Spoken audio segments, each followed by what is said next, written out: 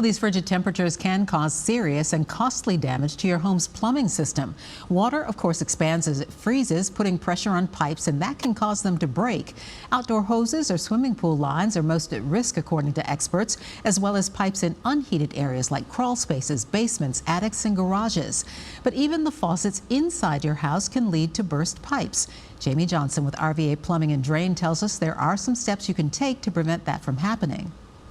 You can insulate your pipes, you can insulate them, insulate your faucets, always take your hose bibs off, and if it's going to go below 30 or in the teens, make sure you open your faucets and get a little drip. Johnson also recommends that you know where your water main shutoff is in case a pipe does burst.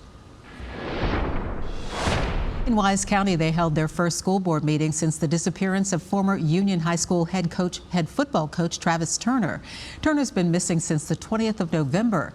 Virginia State Police have meantime charged him with 5 counts of possession of child pornography and 5 counts of using a computer to solicit a minor.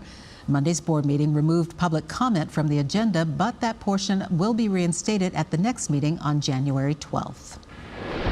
The Federal Reserve is expected to lower interest rates again today. That will mean lower costs for people who want to take out a loan.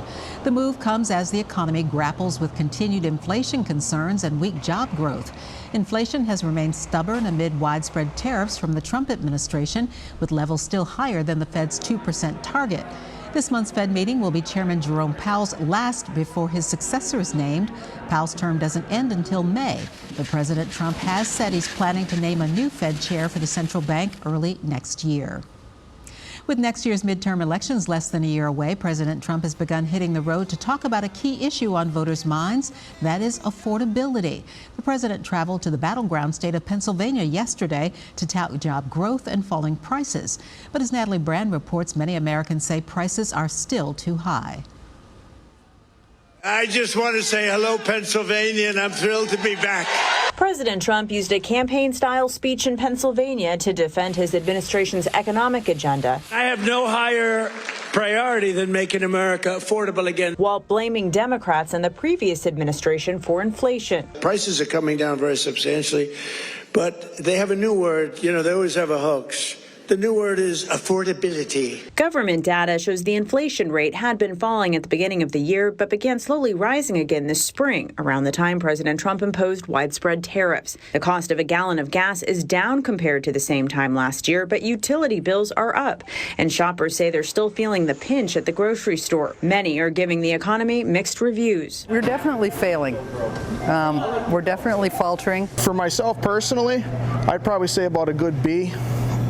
Just because my investments are doing pretty well. Recent CBS polling finds a disconnect between how President Trump talks about the economy and how Americans say they feel, something Democrats are seizing on ahead of next year's midterm elections. Donald Trump and Republicans have done nothing to lower the high cost of living. Housing costs, out of control. Electricity costs, out of control. Child care costs, out of control. Democratic leaders have also warned of rising health care premiums, with enhanced Affordable Care Act subsidies set to expire at the end of the year. On Thursday, the Senate will vote on dueling proposals to address the issue. Natalie Brand, CBS News, the White House.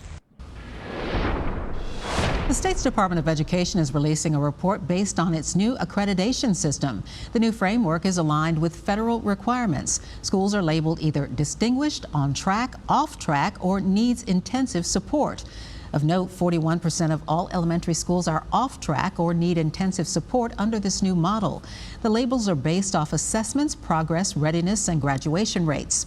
Our investigative reporter Tyler Lane is looking into this new report and will break it down in more detail today on the CBS 6 News at 5.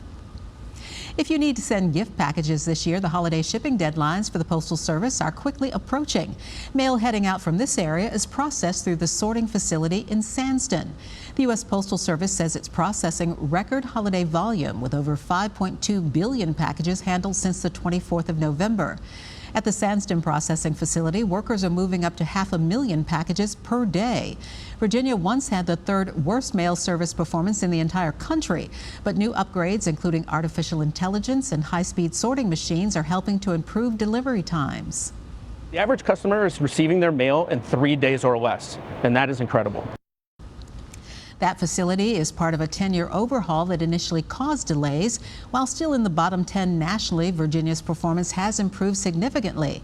With Christmas shipping deadlines approaching, officials say the upgrades are paying off for customers. And with Christmas, Hanukkah, and Kwanzaa quickly coming up, the Postal Service has released its shipping deadlines for holiday gifts. For Ground Advantage shipping, send by December 16th. First-class mail must be sent by December 17th, and Priority Mail's deadline is December 18th.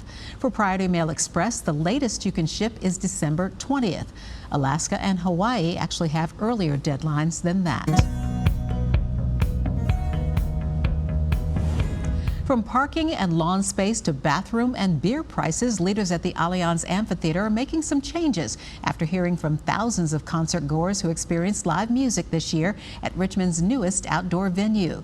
About 200,000 fans enjoyed a variety of concerts during the venue's first season, including shows by the Dave Matthews Band, Widespread Panic, and Neil Young. While fans praised the venue's views and the intimate setting downtown along